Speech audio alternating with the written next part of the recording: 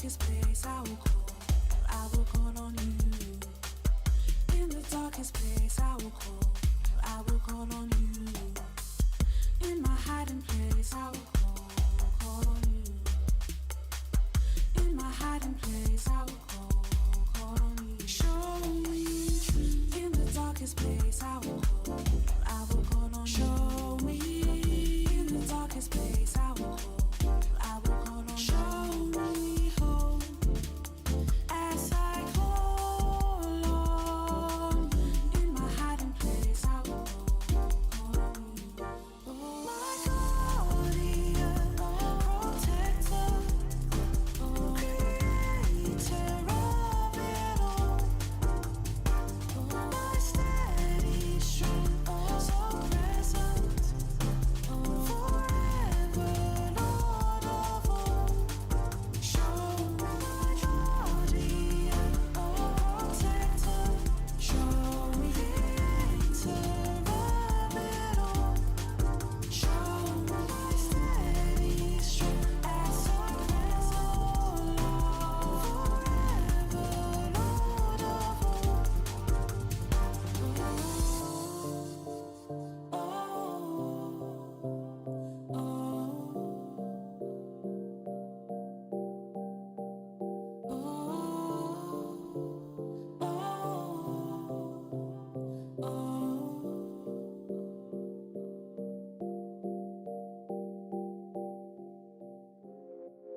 Look up, my darling, you're not alone. Pick up the phone, you're always home, you're always on my line. Yeah. You're always on my mind. Consider the birds, consider the bees, consider the trees, they don't worry, so I don't worry, I won't worry at all, I won't worry, no. Your love shines brighter than the sun. Take me up or take me down. Take me up or take me down.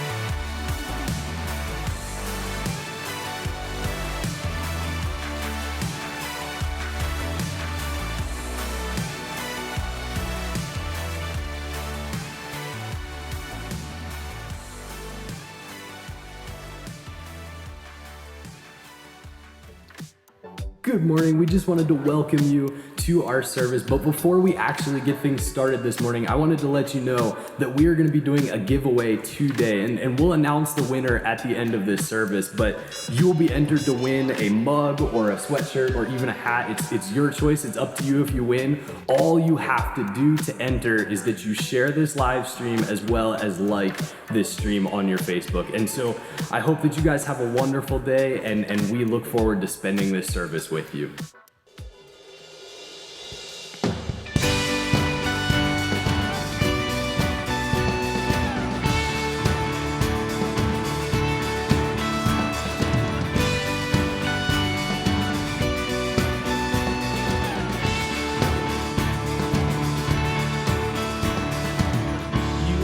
Darkness run and hide. You bring the broken back to life. Only you can, only you can. You set me free from every chain. You fill my heart with songs of praise. Only you can, only you can. Jesus, you're the only reason that I'm even breathing. I am wide awake. My heart beats only for your glory. My hands reach up for you to hold me. My soul sings, Father, you are holy. My feet dance to rhythm. Every beat is calling, every beat is calling out your name.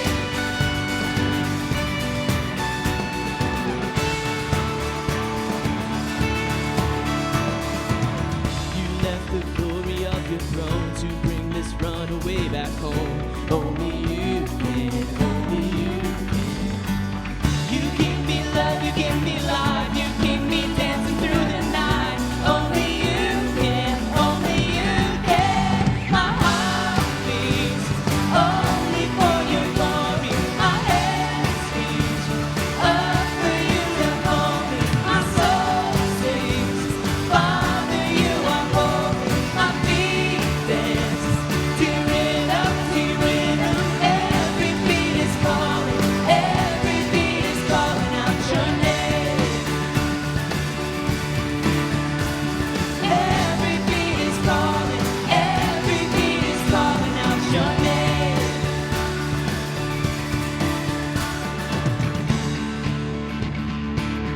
God, you give us the breath in our lungs. We just sing out to you this morning. Jesus, you're the only reason that I'm even breathing. I am wide awake. You move me, your freedom is consuming me. I feel you rushing through me. I'll never be the same. My heart beats only for your glory. My hands reach up for you to hold me. My soul sings, Father, you are holy. My feet dance to rhythm. Every beat is calling, every beat is calling out your name. Every beat is calling, every beat is calling out your name. Every beat is calling, every beat is calling out your name. Hey!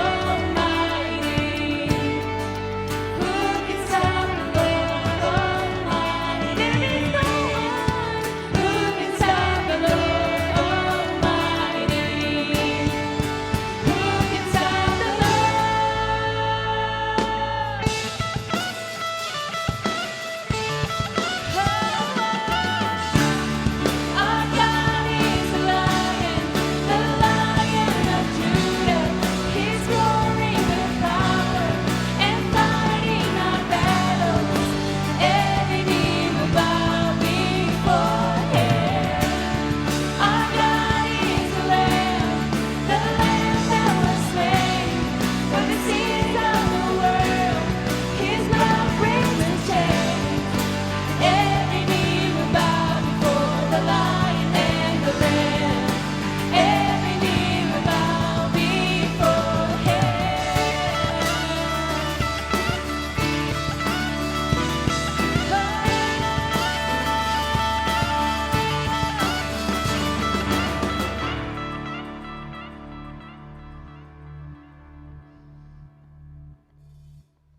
Good morning, everyone, and welcome to South Mountain Community Church Online. My name is Jake, and this is Matt, and we are some of the pastors here at our St. George campus. I know things are still a little crazy around the world, but I am excited to share that things are getting better here in southern Utah. So today, I want to talk small groups. Restrictions on gatherings have been changing, so for our campus, small groups are likely to start coming back very soon. So, we want everyone to remain safe and virus-free, so please, if you have symptoms or if you know someone who has symptoms, been around someone who has symptoms, please do not re-engage. If you are immune compromised, please do not re-engage. We only have a few weeks left in our small group season anyway, so if you aren't ready to maybe just jump in yourself, please do not re-engage.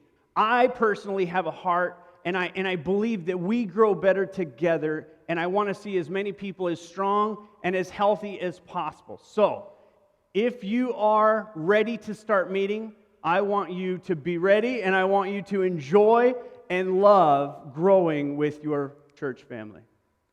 So things are certainly starting to get better, and one of the ways that you can actually get involved and help with coronavirus recovery is to give blood, and we have this really, really awesome opportunity coming up where some of our students and some of the people from our congregation are actually working together to get a blood drive going, and it is currently scheduled for May the 5th. And so if you look in the comments below this video, you will see a link to the information for the next blood drive that's coming up here in St. George. So I would advise you guys to check that out and really jump on that. And before we get back to the music, I want to share an amazing story. This season that we are all in has really tested us. It's tested our budgets, it's tested our patience, and in some cases, it's even tested our faith. I want you to watch this short video on how one of our staff members here at SMCC has been tested and still finds rest in Jesus Christ today. Her autoimmune disease leaves her body attacking its platelets, which is what it needs to make its blood thicker. So without that, she has an increased risk of bleeding. If I were just to ride my bike, if I were to crash, it could be potentially very dangerous. It's just harder for me to do what I like to do. So because Jasmine was treated with steroids, which lowers her immune response to viruses and other things, when we first found out about coronavirus, it was scary. We didn't know if one of our kids was carrying the virus. We didn't know if we were carrying the virus. We didn't know how easy somebody could get that. So before the school shut down, even before the church shut down, we actually decided as a family unit that we were just going to halt all activity. About 3 weeks ago, she developed a headache that wouldn't go away, would not respond to any kind of treatment, heat, cold, medicine. We repeatedly called doctors and decided to take her into the pediatrician, which led to an emergency room visit. It just got to the point where I needed to stay in my room with the lights off, just by myself. As a parent, it was scary. She also had a fever, and the pain radiated down her neck. So immediately, with any pain that your child has that you can't help, it's scary because normal things react to medicine. And this wasn't normal. This had no reaction. My greatest fear was that we were not going to be able to help her, that it was too late, because she wasn't responsive to medicine. And I knew that some of the side effects of the medication that she was on was blood clots. And that was my biggest fear.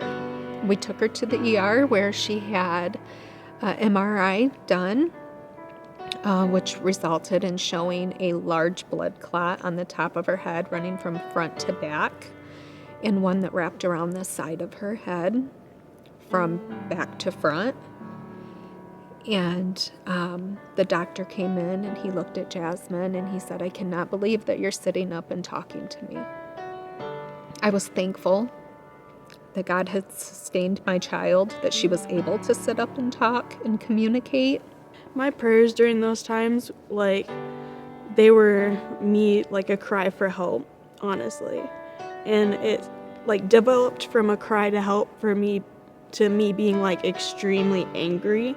Like, why isn't this going away? You were supposed to help me. So because there isn't really a quick fix in this, we just have to trust God in our waiting and know that He's taking care of her. So along with the prayers and the Facebook messages and the phone calls and texts that we got, Jasmine received a text message from our student pastor, Jacob, just encouraging her, letting her know it's okay to have a range of emotions and feelings such as anger and fear and even resentment towards God, because He expects that out of us. That's our nature.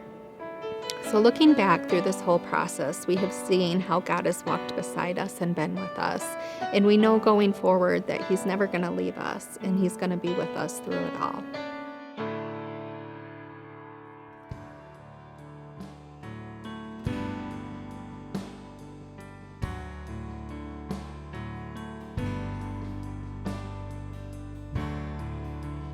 Are you hurting and broken within? Overwhelmed by the weight of your sin? Jesus is calling.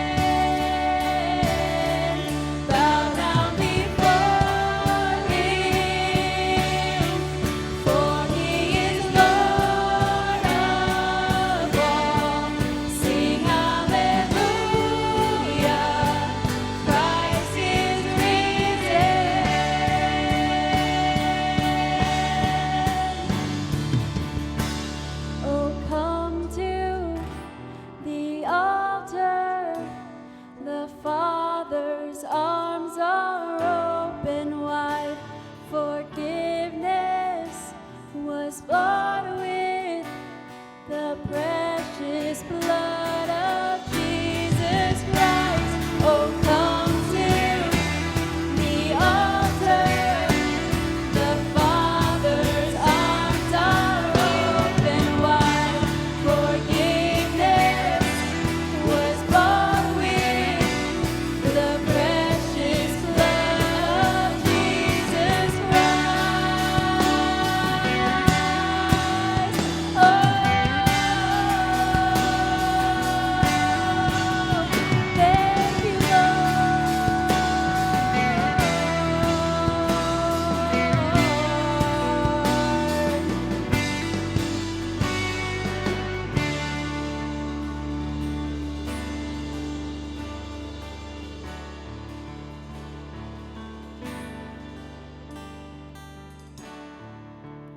Bear your cross as you wait for the crown.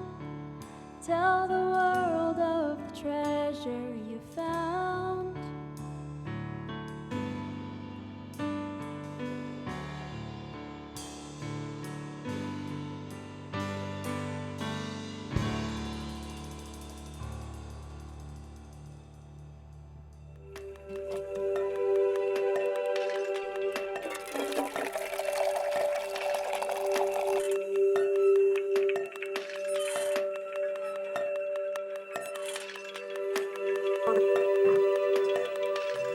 He's ready. Are you? This side.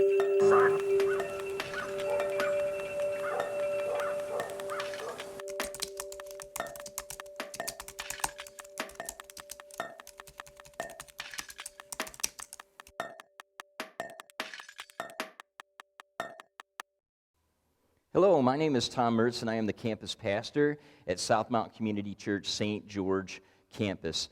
Last week, we began a three-part series about boredom, and for very good reason. There are a lot of people out there right now who are bored. Maybe you're sitting at home and you're bored right now. Now, our series thesis on this is very simple. Boredom is more like an idling engine than a dead battery. It's more like an idling engine than a dead battery. Now, for most of us, it might be more correct to say that we have not idled ourselves as much as we have been idled by circumstances beyond our control. And what we are seeing right now all across America is we now enter going into 2 months of isolation at home for many people is that people are at their wits' end. They're bored. They want to get back to normal as quickly and safely as is humanly possible. And that's actually a very good sign because it shows that this COVID-19 virus has not broken our spirit. Now, today I want to talk to you about another side of boredom, probably the darker side of boredom, and that is what experts would call asadia.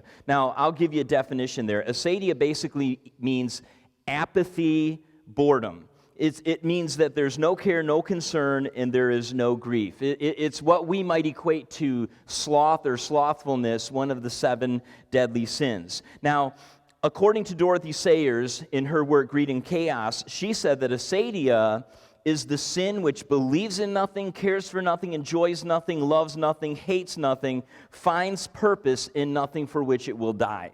So asadia or slothfulness is quite different from being idled. Most people who are bored, they actually want something to do. But the person who is in this state of asadia, suffering from asadia, they're involved in an extreme boredom that is just born out of a complete indifference to life. And one of the dangers, I believe, in idling the majority of the human population on the earth is the pathology or the pathological process or progression of boredom. And so here's a theory. Here's the theory here.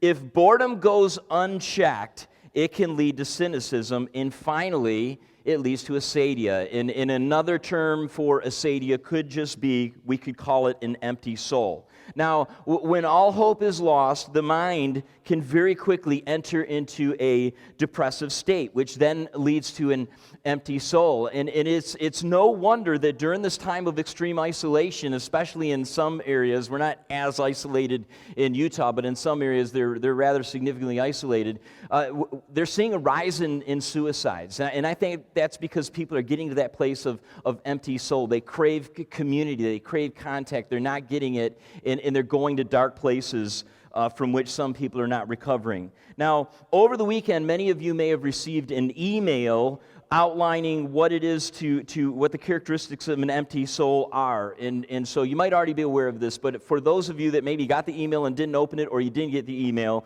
let me go ahead and explain the characteristics of an empty soul to you. First of all, the empty soul, it's individualistic, all right? And what that means is life is all about me. I am an island unto myself. Secondly, it is infantile. And what that means is it lacks the ability to self-soothe. It can't handle unpleasant circumstances. Next, we see it is narcissistic, and that means completely self-absorbed. I was thinking about it yesterday. Narcissistic people basically use people to get themselves done. And fourthly, it is passive. It's always waiting for others to improve their lives for them, always becoming somebody else's victim in their own minds. So, what is the greater implication of all of this? Well, the big idea here is very simple. The big idea is that the empty soul is incapable of doing the hard things.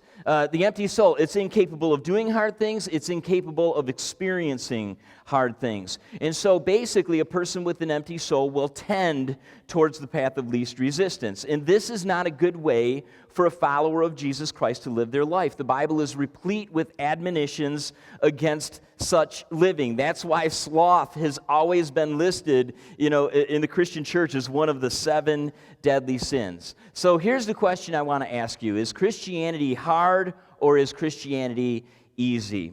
Well, for clarity, I'm not talking about salvation, because salvation is easy. Salvation is basically, we are saved by faith through grace, that not of ourselves. It is the gift of God, not of works, lest any man should boast. And so we contribute absolutely nothing to our salvation other than accepting Christ as our forgiver and King.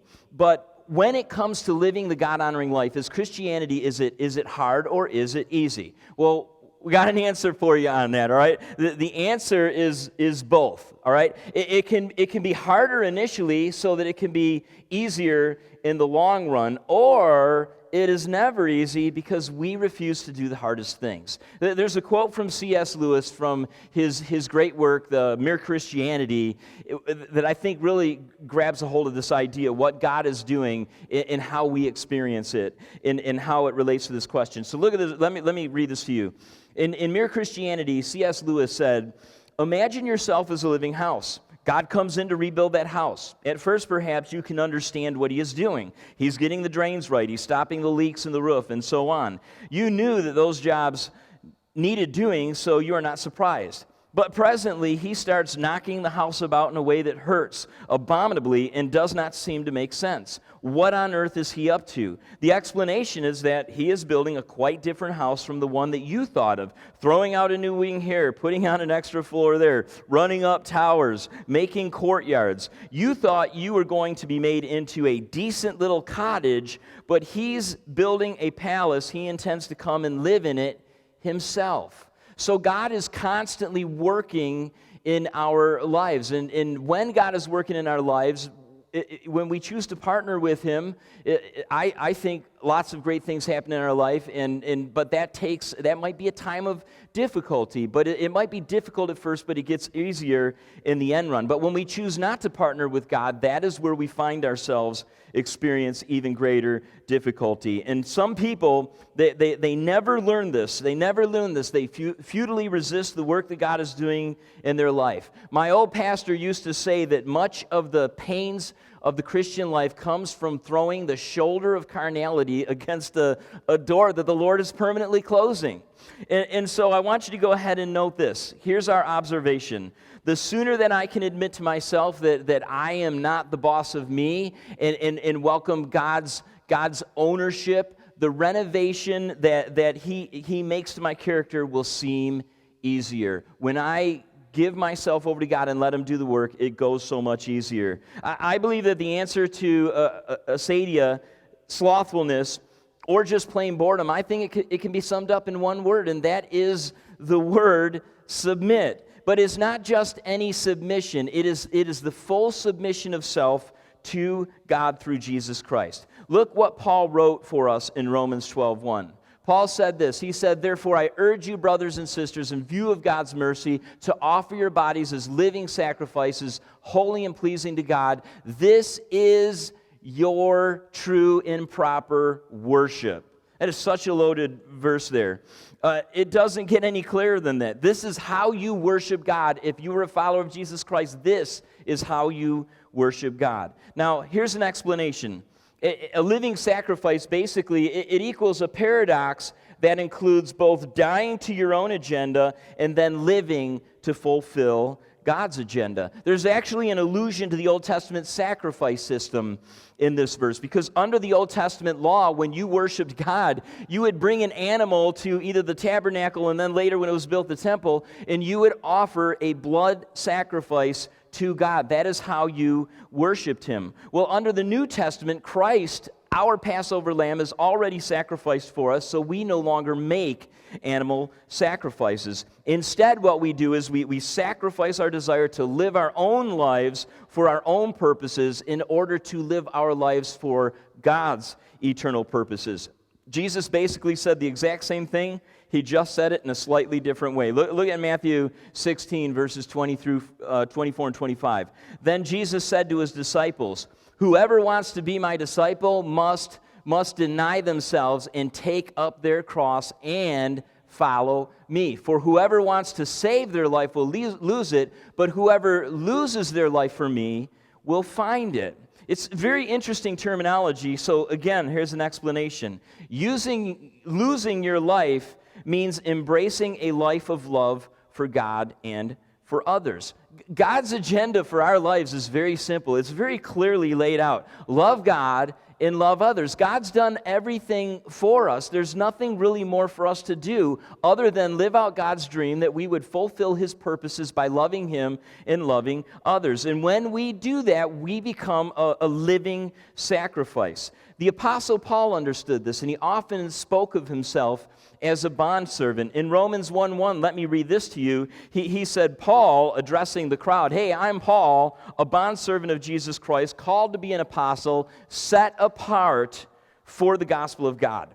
Now, a servant does not serve their own purposes. They serve the purposes of their master. Well, Paul's master was Jesus Christ. And Paul understood exactly what Jesus meant when he spoke these words in Matthew 11, 28 through 30. I'll read this to you. He said, "Come to me, all you who are weary and burdened, and I will give you rest. Take my yoke upon you and learn from me, for I am gentle and humble in heart, and you will find rest for your souls. For my yoke is easy and my burden is light." That's Jesus is talking about you living the Christian life, fulfilling God's purposes. He said the yoke is easy. He said the burden is light. Now, Jesus originally said that to a nation of people who were trying as hard as they possibly could to earn God's acceptance through good works, through obedience to all the Old Testament laws, and hundreds, if not thousands, of man-made laws as well. Well, the good news is that's not how salvation works. We don't earn God's acceptance. Jesus earned his acceptance for us in living the life that we could not live and dying the death that we deserve to die. And so Jesus, he fulfilled the law. And all that remains for us to do is to love God and to love our fellow man. To literally live our life constantly asking, what does love require of me today? When we wake up every single morning and we say, what does love require of me today? And then we go out and do it, then we are fulfilling Christ's dream that every single day we would take up our cross, deny ourselves, and follow him. Now, when we first come to Christ, I will admit, it can be a very difficult time. Life can seem very hard because we're learning the ways of Christ, and he is knocking down the walls, and he's bolting the doors shut, and he's putting up new wings and throwing up the towers. And he's doing it, though, because he's retooling us for another purpose. See, you cannot love others with selfishness firmly ingrained in your heart, but in time, through the process of change, God is rooting out that selfishness from within us. So the Christian life, I would say, it does get easier and easier as time goes on. So here's another observation, all right? The hard things of Christianity are made easier when we do them with passion, discipline, and urgency for God and for His purposes. So the things that come easy to you are the things that you have passion for. All right? If you like riding mountain bikes, something I've been enjoying here lately, when you have a passion for it, it's not hard to want to go out and ride. If you like to golf, it's not hard when you have a passion to go out and golf. And if you love God and you want to fulfill His purposes, then that passion is going to make it easier for you to grow with God and to actually accomplish what He wants you to do. So you got to ask yourselves, if I don't have that passion, where can I find it? Where do I get that kind of passion from? Well, Paul actually gave us the answer in Romans 12:1. Let me read this to you again. Paul said, "Therefore I urge you, brothers and sisters, in view of God's mercy." Do you see that? In view of God's mercy displayed in the sacrifice of Jesus Christ. He says, in view of God's mercy, offer your bodies as living sacrifices, holy and pleasing to God. This is your true and proper worship. That's where that passion comes from. It comes from seeing and understanding the mercy of Jesus. So the answer to the question is the passion comes from seeing and appreciating God's mercy displayed in the sacrifice of Jesus on His cross. We cannot repeat that enough times. It is so important for us to understand that.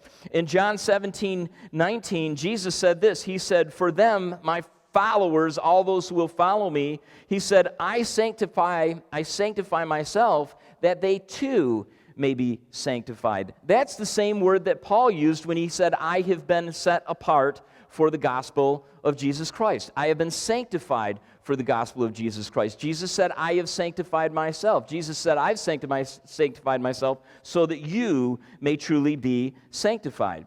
Now, to sanctify means to set apart.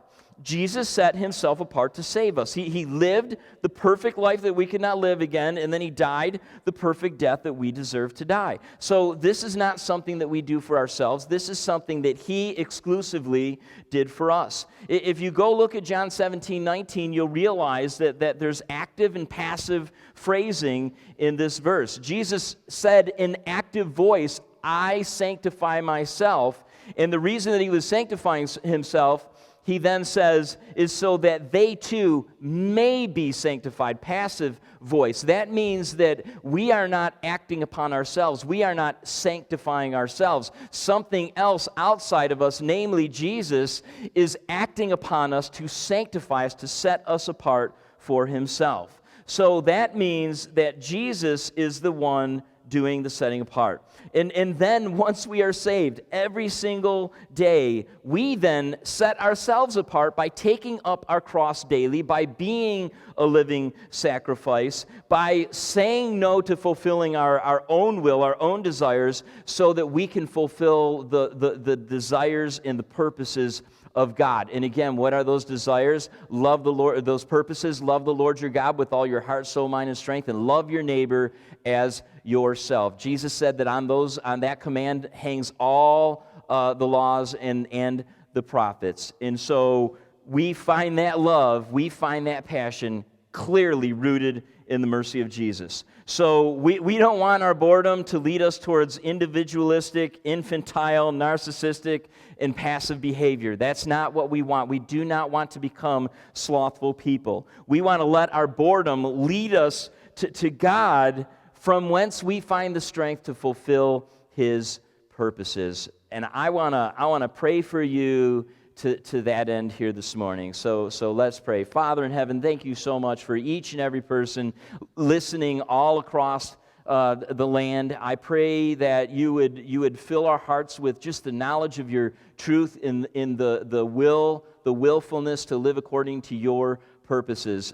Help us to turn away from apathy and indifference rooted in our boredom, and to turn instead to you and to your purposes. This is a great time for us to use our downtime for introspection and for connection with you, that we might be drawn closer to you. But this current situation will draw to a conclusion. We will get back to normal. We will go back about our lives. And we can take what we've learned during this time of solitude to even more greatly fulfill the purposes of God, to love you, to love our neighbors, and to honor you in all things. And I pray this in Jesus' holy name. If I could just say very quickly, thank you so much for watching our messages. And please do, if you're on Facebook, do like our messages. Do share this so others can see it at a later time. And please, I'm asking you to always consider to support South Mountain Community Church, our St. George campus.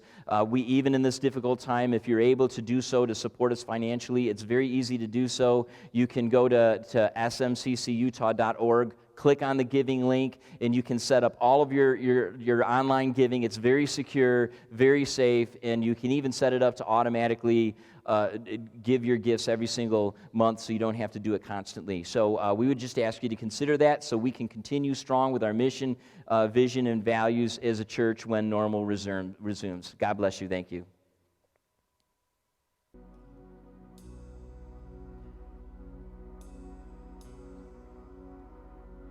From the darkness, I called your name. Into darkness, your mercy came. You called me out, lifted me up. How great is your love? You bore my weakness, you took my shame, buried my burdens in fields of grace. You called me out, lifted me up. How great is your love?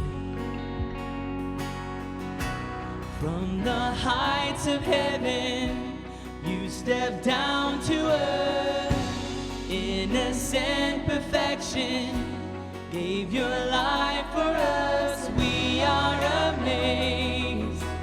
We stand in awe, for we have been changed by the power of the cross. How great, how great, how great is your love? How great, how great, how great is your love? How great, how great, how great is your love for us?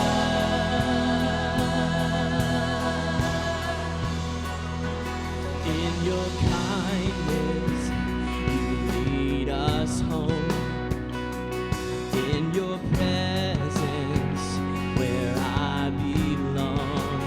Oh, you call me out, lifted me up. How great is your love? From the heights of heaven, you stepped down to earth. Innocent perfection, gave your life for us. We are amazed. We stand in awe, for we have been changed by the power of the cross. How great, how great, how great is your love? How great, how great, how great is your love? How great, how great, how great is your love for us? How great is your love for us?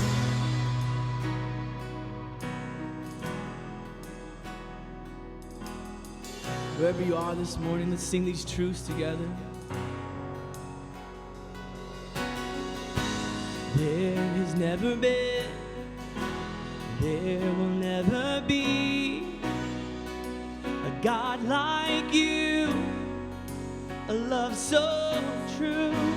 There has never been, there will never be a God like you, a love so true.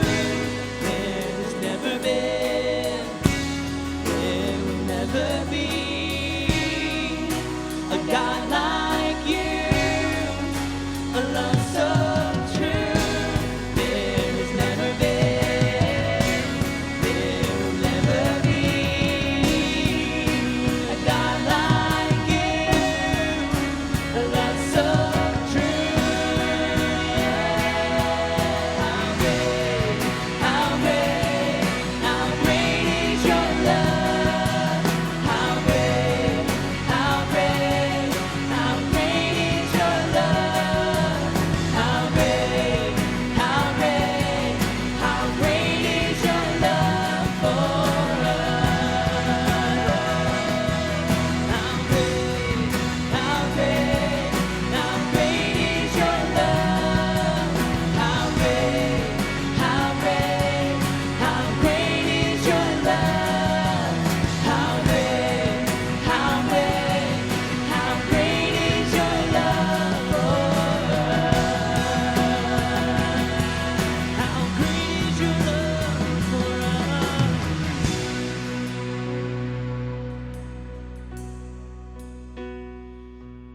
God, we sing of your great love this morning. And I love that we get to sing the truths together that there has never been and there will never be a God like you, a love so true.